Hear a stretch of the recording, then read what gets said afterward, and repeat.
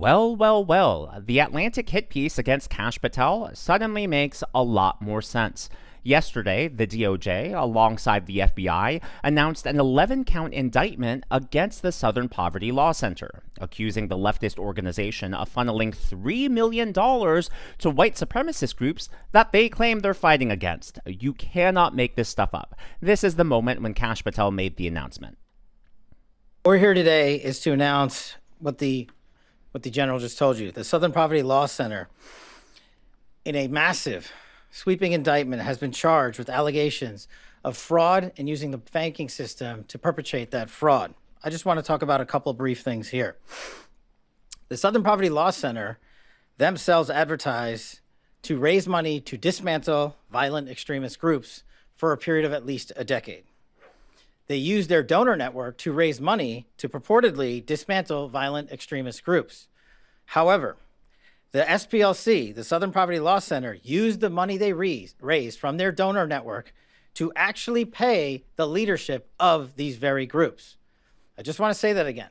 They used the fraudulently raised money by lying to their donor network, thousands of Americans, to go ahead and actually pay the leadership of these supposed violent extremist groups.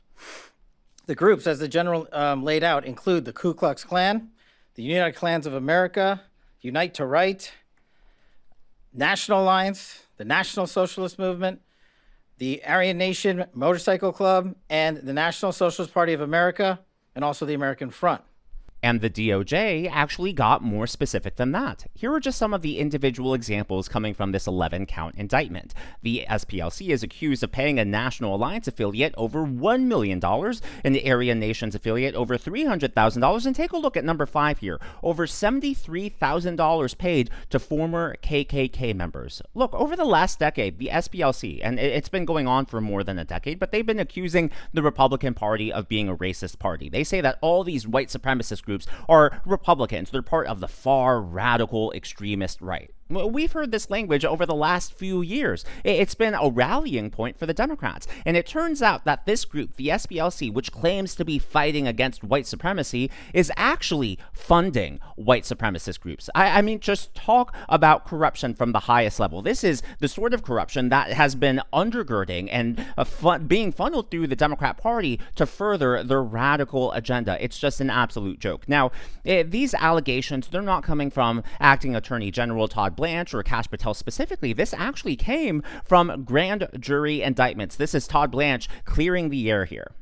I just want to make sure I understand. You're alleging that the Southern Poverty Law Center was paying the leaders of KKK and other groups to continue their operations? Is that? I'm not alleging it. The grand jury returned an indictment that says that. And so what the investigation found, according to the indictment that was returned today, is that they were paying. So the Southern Poverty Law Center is raising money, asking folks to give them money to dismantle racism. And over a very long period of time, they were using some of the money they raised from donors to pay to, they call them field, basically to informants, for information, for access, to just pay them for certain, to do certain things. And so, yes, that's exactly what the indictment charges.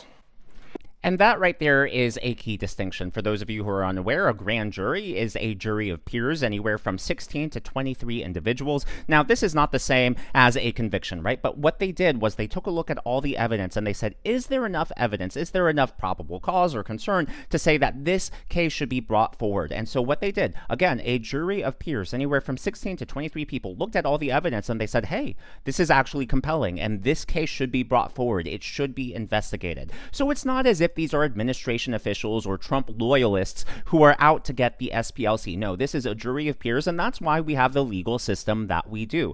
Now, despite all of that, the Democrat Party, the media, they are just having a complete meltdown over this. And again, I believe this is why we saw the hit piece against Kash Patel, because people in the Democrat Party, they knew that this was coming, and now that it's come out, well, they don't know how to handle themselves. Take a look at Simone Townsend on MS Now. legs, unfortunately. It is. They've gone after the Southern Poverty Law Center, but not the KKK. They've gone after the people, the civil rights organizations, but not the actual extremist groups. They just freed the Proud Boys. What do you expect them to do? You're right, Michael. Well, excuse me, I forgot who we're dealing with. Thank you. They're on the side of the extremists, it feels like. No, they're on the side of racists and people who undermine the very principles of the country. And they have been from the very beginning, because that's where Donald Trump has always nurtured himself. Bottom line. Sorry, MS Now, hate to break it to you. Again, you should probably review what it means when you're indicted by a jury of your peers. When you're indicted by a grand jury, it makes no sense that they're even trying to push this narrative. Oh, why aren't they investigating the KKK? Well, if the SPLC is actually funding the KKK, if the SPLC is actually funding these white supremacy groups, they're actually going after the head honcho. Instead of going after all the underlings, they're going against the mafia boss at the very top, and that appears to be the SPLC. How hard is that to understand? On CNN, things weren't much better. This was their cope session. What these charges allege is that over the course of years, the SPLC paid, according to the Justice Department, as much as $3 million, paying informants to infiltrate some of these groups, including the KKK, including far-right groups. For instance, the group that did the 2017 Unite the Right rally in Charlottesville, Virginia.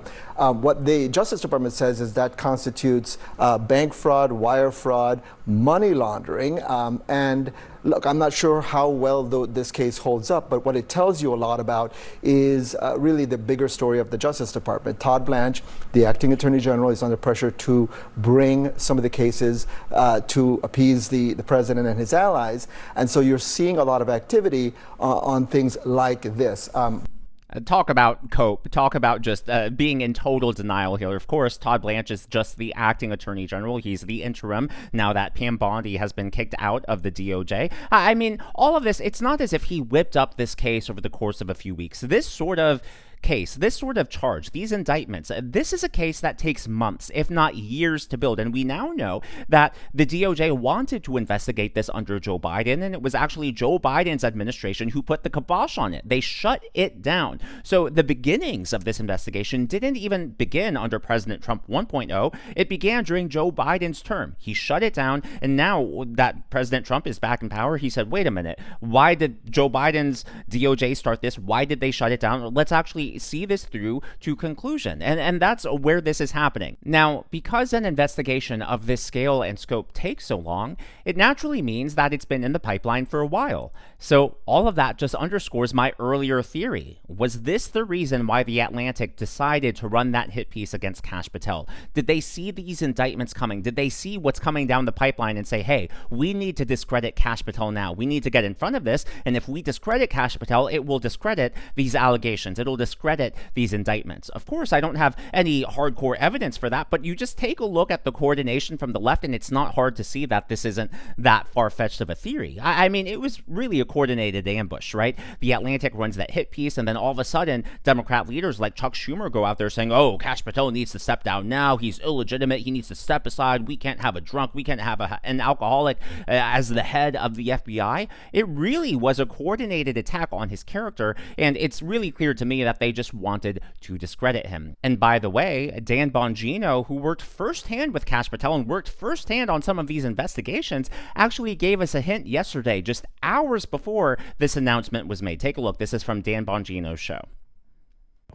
I promise you this. Look at me. Everybody zooming in. Fokker, that's an O. The hit on Kash Patel, the hit by The Atlantic, which I addressed yesterday, is going to make a lot more sense in the coming weeks and months. I can't give you a definitive timeline. I'm on the outside now. However, I can tell you what I know is going on because I started a lot of it. It's going to make a lot more sense real soon as to why the left-wing media and the Democrats want Kash Patel out. I promise. Look at me. Look me in the eye. Wow. Whoa. What the hell was that? Guys scared me with the close-up, even me. Look me in the eye, and I'm telling you, I promise this thing is going to make a whole lot of sense. You're going to find out, as they say in the South, right quick, about why they need him out like now. It's got nothing to do with that story being even remotely true. Remember this. Bookmark it. Flags in the chat. Flags in the chat. Flag it up.